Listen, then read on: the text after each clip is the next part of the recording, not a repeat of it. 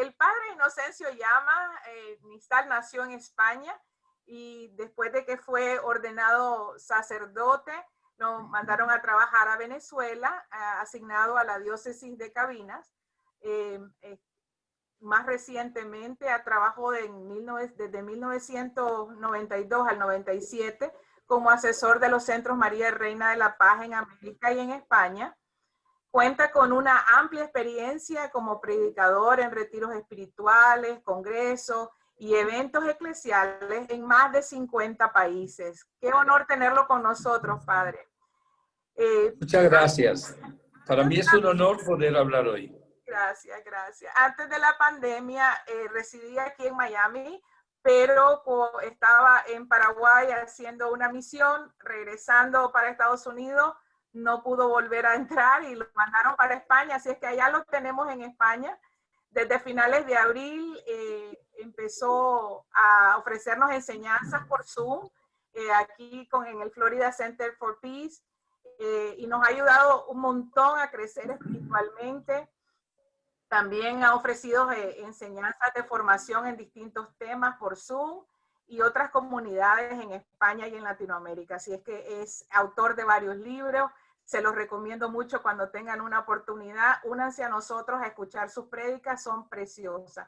La palabra es suya, Padre. Vamos a comenzar con una breve oración. En el nombre del Padre, y del Hijo, y del Espíritu Santo. Amén. Señor Jesucristo, Hijo del Padre, manda ahora tu Espíritu sobre la tierra. Haz que el Espíritu Santo habite en el corazón de todos los pueblos, para que sean preservados de la corrupción, de las calamidades y de la guerra. Que la Señora de todos los pueblos, la Santísima Virgen María, sea nuestra abogada. Amén. María, Reina de la Paz, ruega por nosotros. Del Hijo Santo. Amén.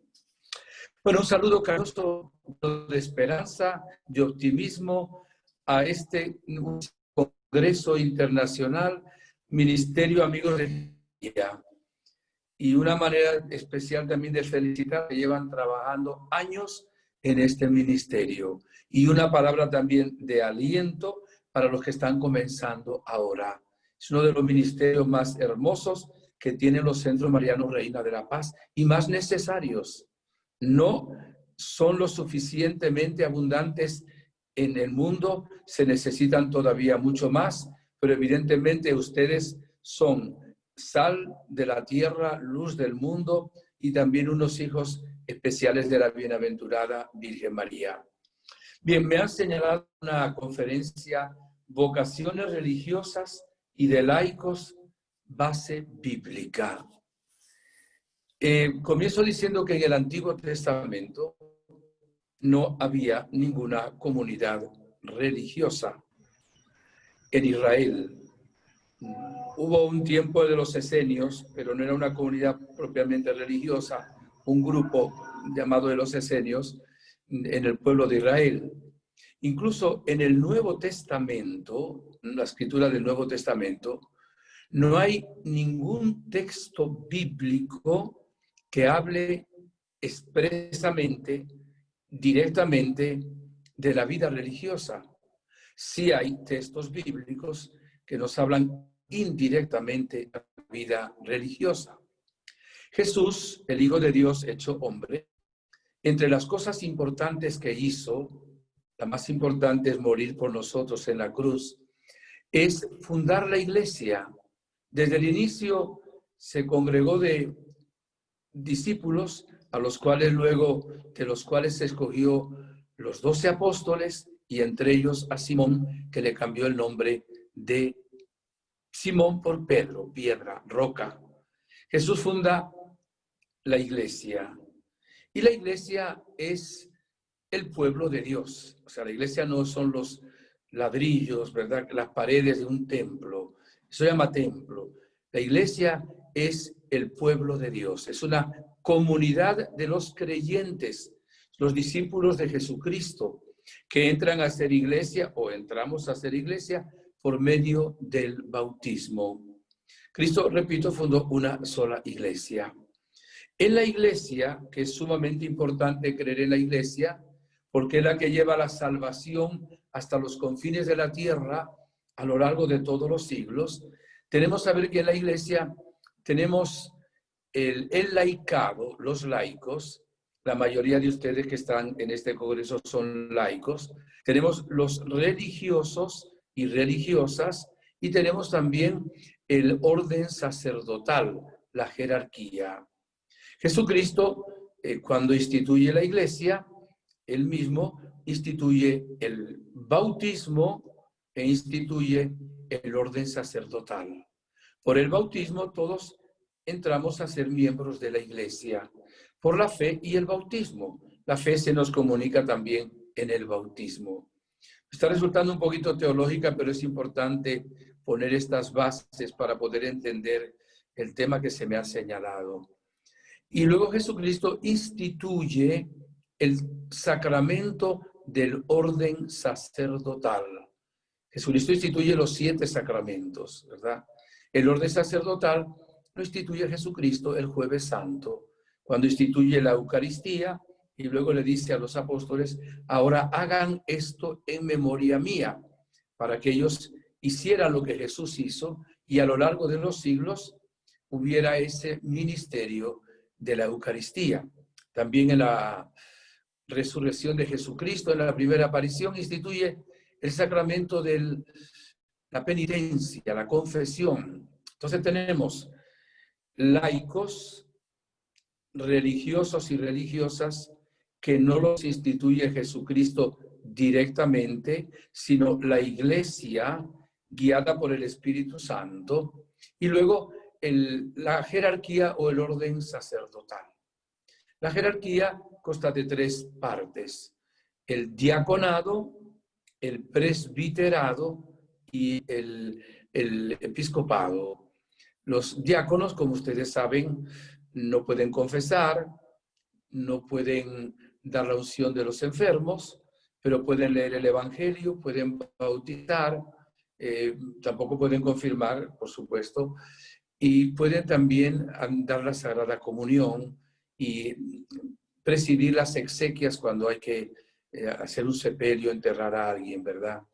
El presbiterado, que somos los sacerdotes, los padres, pues somos los instituidos por Jesucristo para bautizar, confirmar solo con permiso del obispo o en peligro de muerte lo puede hacer un sacerdote. Yo he tenido la gracia de confirmar varias veces, he sido enviado por algún obispo a suplirle en el sacramento de la confirmación, por vía de excepción. Pero el sacerdote bautiza, el sacerdote confiesa, el sacerdote celebra la Eucaristía, el diácono no celebra la misa, el diácono solamente preside una liturgia de la palabra que no es la misa. El sacerdote también administra la unción de los enfermos, preside las exequias y por supuesto predica la palabra de Dios. Estas cosas son importantes conocerlas. Y los laicos son todos los demás. Podemos ahora decir, ¿qué es o quién es un laico? Bueno, laico es ante todo un fiel, un miembro de la Iglesia a la que se ha incorporado mediante la recepción del bautismo.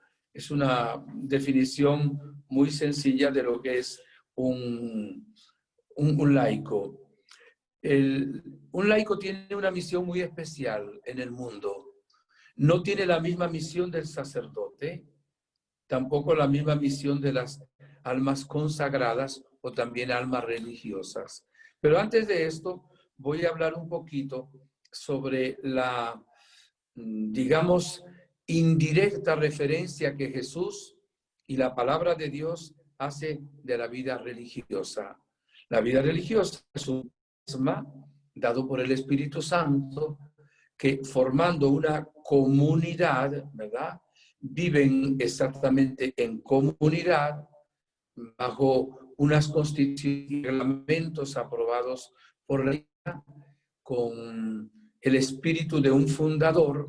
Cuando hablamos del espíritu, no nos referimos ahora que es una entidad, sino con el carisma de un fundador o una fundadora, para vivir los consejos llamados o los votos de pobreza, castidad y obediencia. Ya queda así una pequeña definición muy sencilla. Lo que normalmente entendemos como las religiosas. Los religiosos. Hay religiosos que son sacerdotes también y hay religiosos que no son sacerdotes.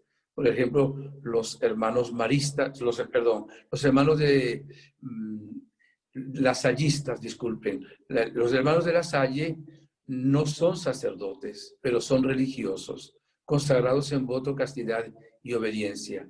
Los hermanos de San Juan de Dios, la mayoría tampoco son sacerdotes. A veces tienen alguno que otro para poder ejercer ese ministerio dentro de sus comunidades. La mayoría son religiosos, viven en comunidad, bajo un carisma, con voto de pobreza, castidad y obediencia. Esto también es importante subrayarlo de una vez. Ahora, les digo algo que es importantísimo.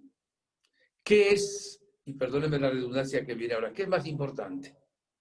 ¿Ser religiosa o ser bautizado? ¿Ser obispo o ser presbítero o ser bautizado? Algunos estarán pensando, ¿ser obispo? No.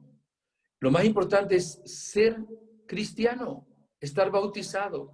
Lo que nos da a nosotros la dignidad de los hijos de Dios es exactamente el sacramento del bautismo, que es la base de todo lo demás. Por eso, y ahora quiero leer un pedacito de el apóstol San Pedro en la primera carta, capítulo 2, versículos 9 y 10, dice: ustedes, habla ahora de los bautizados, son linaje escogido, sacerdocio real, nación santa, pueblo adquirido para anunciar las alabanzas de aquel que os ha llamado. O sea que todo bautizado es discípulo de Jesucristo, es fiel de Jesucristo y es llamado a la santidad.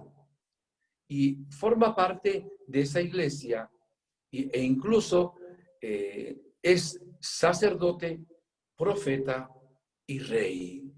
Y ahora aquí hay que aclarar algo de inmediato. Hay dos tipos de sacerdocio.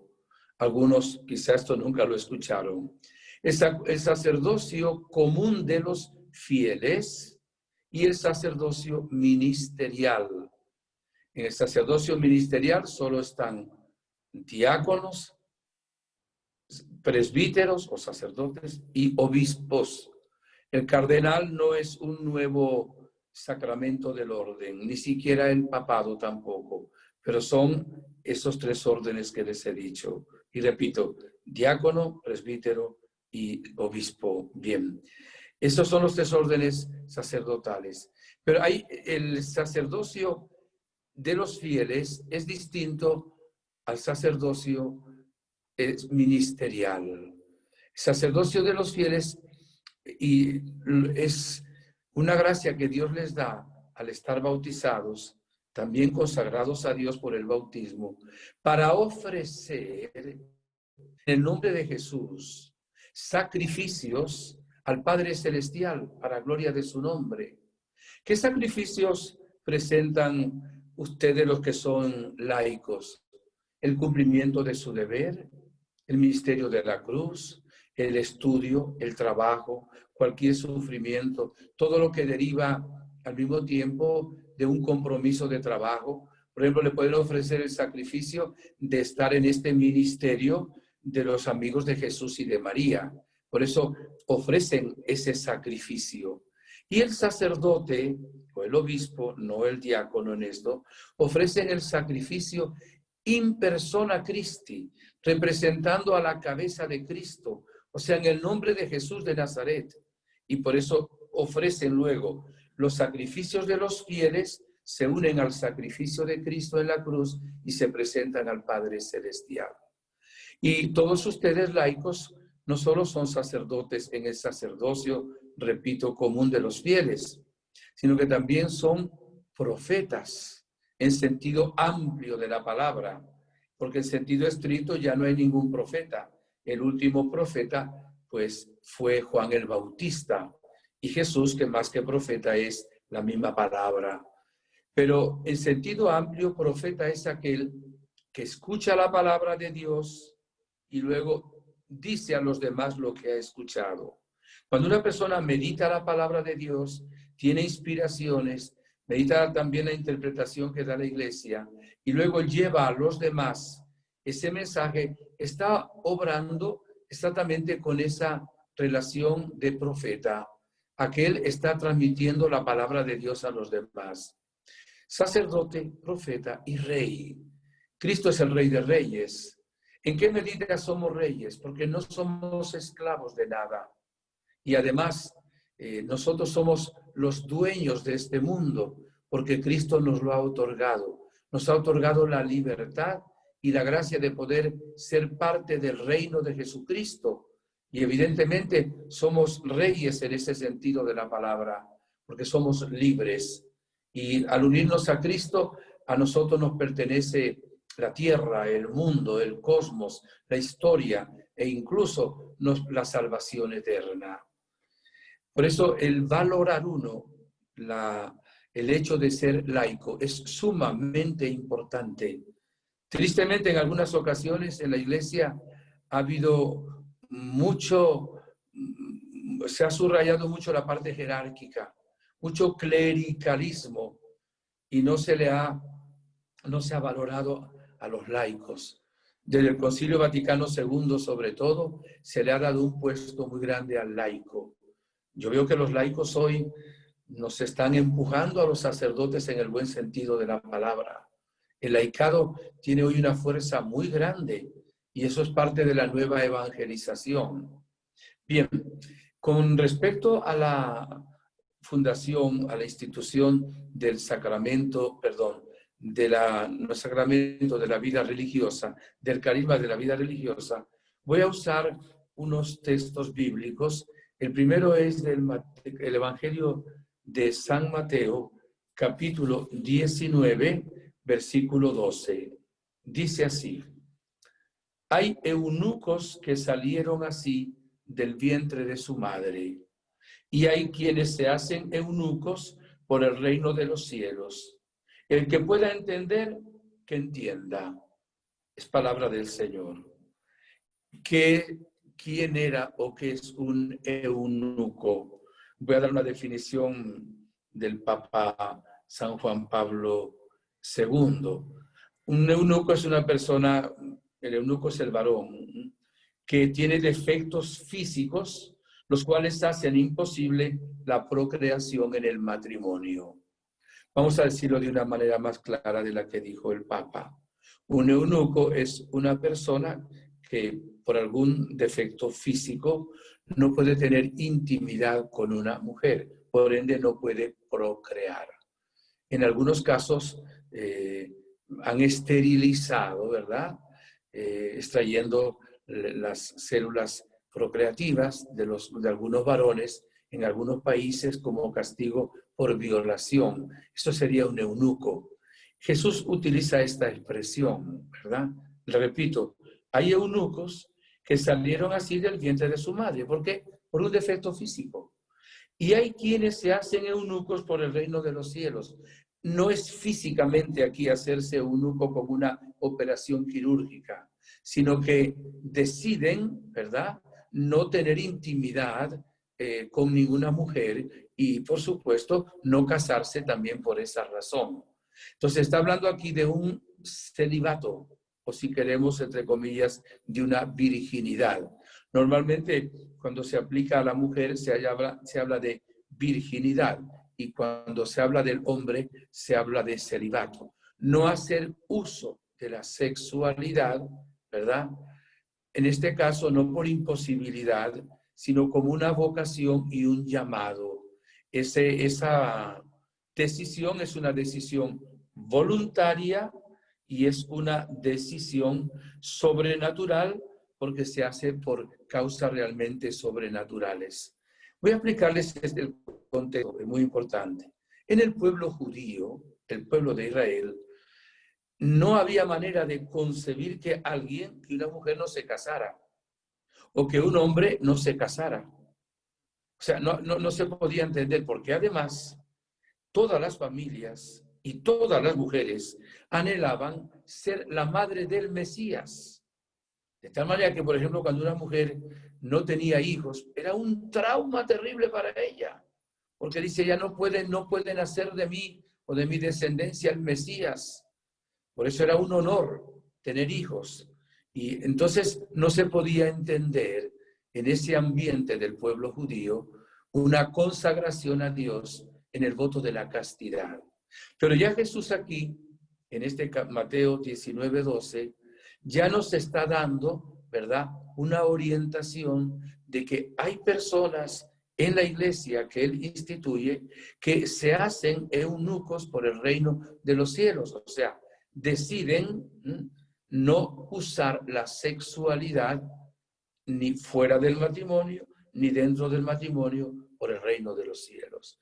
Este es un texto bíblico que nos hace ver la base de lo que puede ser la vida religiosa. Es parte, pues, de la conferencia que me invitaron a dar.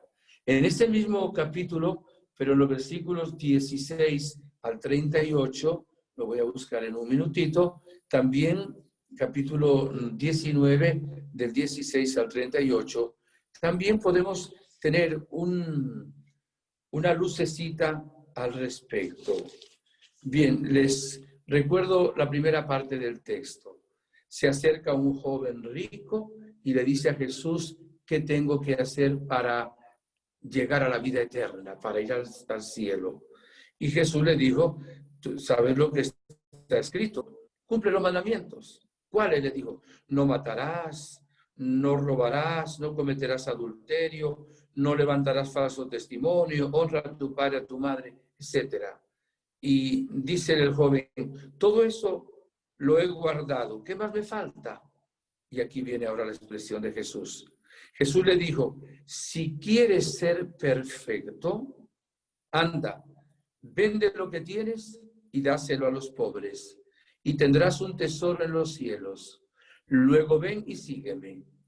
Al oír estas palabras, el joven se marchó entristecido porque tenía muchos bienes.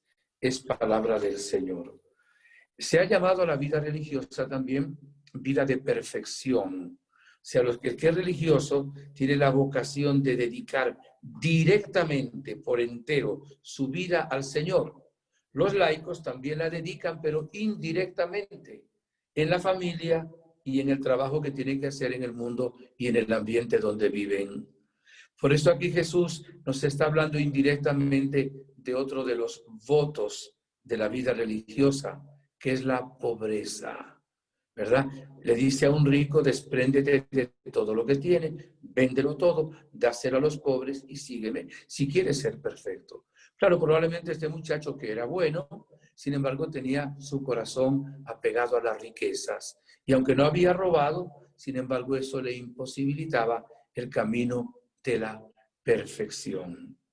Tenemos el ejemplo de Jesús, que por supuesto célibe. Tenemos el ejemplo de San Juan, que era muy joven, el apóstol más joven, célibe. Tenemos el ejemplo de San Pablo, que tampoco se casó, era también célibe. O sea, una persona que no vivía en la vida religiosa como comunidad, que no había sido instituida, pero ya estaban viviendo el espíritu de la vida religiosa. Voy a usar un texto de San Pablo que es importante y nos va a ayudar un poquito también sobre esto. Es de la primera carta a los Corintios. Un segundito nomás. Primera carta a los Corintios, capítulo 7, versículos del 7 al 33. Repito, capítulo 7, versículos del 7 al 33, aunque no leeremos probablemente todos, sino unos pedazos. Comienzo diciendo así lo que dice San Pablo. Mi deseo sería que todos los hombres fueran como yo, mas cada cual tiene de Dios su gracia particular, unos de una manera, otros de otra. Explico. San Pablo dice, yo desearía que todos los seres humanos fueran como yo. O sea, que no se casen, sino que fueran célibes. Y él continúa. No obstante, digo a los célibes y a las viudas bien les está quedarse como yo. Pero si no pueden contenerse, que se casen. Mejor es casarse que abrazarse. En cuanto a los casados, les ordeno, no yo, sino el Señor, que la mujer no se separe del marido, mas en el caso de separarse, que no vuelva a casarse o que se reconcilie con su marido. Bien, y luego dice más adelante en el versículo 34, la mujer no casada, lo mismo que la doncella, se preocupa de las cosas del Señor, de ser santa en el cuerpo y en el espíritu. Mas la casada se preocupa de las cosas del mundo, de cómo agradar a su marido. En estos textos es donde se basa en la Biblia, digamos, la semilla de la vida religiosa. Esto es importante ya que era el tema, ¿verdad?, que se nos estaba dando. Ahora, no se conoció en tiempo de Jesús, en el primer siglo, ninguna comunidad religiosa, sino que luego las va fundando la Iglesia y Dios a través de ciertas circunstancias, pues nos está dando una luz sobre esto. Vemos en el libro de los Hechos de los Apóstoles que prácticamente toda la primera comunidad cristiana creyente se comportaba como si fuera una comunidad religiosa, excepto los casados que, por supuesto, pues sí usaban la sexualidad dentro del matrimonio. Pero miren, dice la palabra, capítulo 2, versículos 44 y siguiente. Todos los creyentes vivían unidos y tenían todo en común. Vendían sus posesiones y sus bienes y repartían el precio entre todos según la necesidad de cada uno. Yo estaba investigando un poquito y no sabía lo que les voy a decir ahora, me enteré hoy. Se ha descubierto por arqueología en una cueva en Jordania, cerca de la ciudad de Amán, la primera iglesia que estaba en una cueva de 70 seguidores de Jesucristo que huyeron de Jerusalén porque eran perseguidos. Y estuvieron en esa cueva hasta que el Imperio Romano viene abajo y bueno, el Constantino da la libertad para la fe. Los 70 primeros y seguidores de Jesucristo. Y consiguen luego una inscripción en una iglesia en honor a San Jorge que existe hoy todavía. Y pone, la inscripción es los 70 amados por Dios. Se retiraron ahí para vivir el cristianismo con una gran fidelidad a nuestro Señor. Y usaron como refugio esa cueva. No era comunidad religiosa. Un poquito antes de esto que estoy nombrando, sí surgieron dentro de la iglesia, también en algunas cuevas, en algunas montañas, sobre todo hombres, varones, dedicados a la oración, a la contemplación y a la penitencia. Lo hicieron en lo que se llama la vida eremítica, o también los anacoretas. Eremita o anacoreta era aquel que se retiraba a un lugar solitario para perfeccionarse en su vida religiosa. Y también algunos lo hicieron en tiempos de persecución del emperador Decio, por ejemplo, y de algún otro emperador romano. Se retiraban a esos lugares y ellos tenían una vida común, una vida en comunidad. No basta estar reunidos en una vida de comunidad, tienen que hacer los que son religiosos voto de pobreza, de castidad y de obediencia. El voto de pobreza significa que no tendrían nada propio, todos de la comunidad. El voto de castidad, pues el no hacer uso de la sexualidad, sino ofrecérsela a Dios.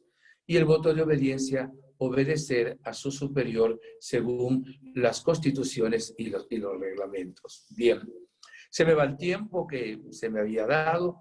Les invito a vivir su auténtica vida de laicos y fundamentalmente ustedes tienen que hacer lo siguiente, miren, llevarle Cristo al mundo donde ustedes están y llevar el mundo donde ustedes están al corazón de Cristo. O sea, lleven a Jesús a su familia, a su lugar de trabajo, a su lugar de diversión, al mundo.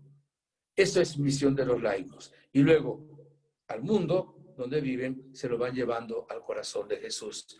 Por eso los laicos están llamados a la santidad en ese estado de vida y también a evangelizar y ser testigos de Jesucristo. Que Dios les bendiga a todos ricamente y que sean unos santos laicos con perseverancia. Si Dios llama a alguien a la vida religiosa, no dude en seguir el camino discernido, por supuesto, al cual Jesús les puede llamar hoy. Amén.